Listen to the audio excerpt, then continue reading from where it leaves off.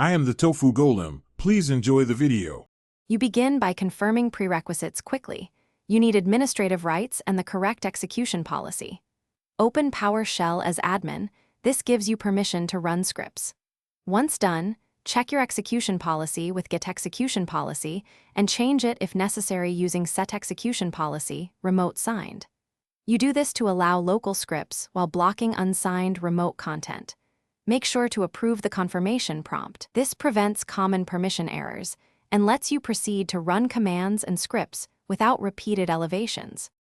You now execute commands and scripts safely. Change directory with cd to the script location and verify files using dir.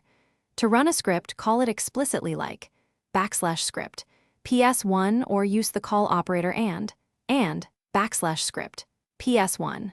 Once done, test commands with whatif to preview changes and add verbose to see detailed output. Make sure to use get help for unfamiliar CMDlets and update the help files when prompted.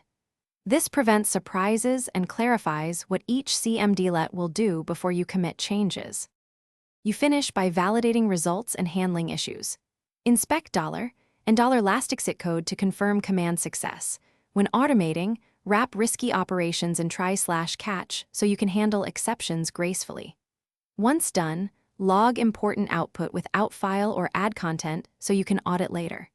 If a script is blocked, make sure to run unblock file on the downloaded script or revisit Set Execution Policy. A key troubleshooting tip: if a script won't run, check the file unblock status and execution policy before changing code. Thanks for watching. Consider subscribing if we helped you today.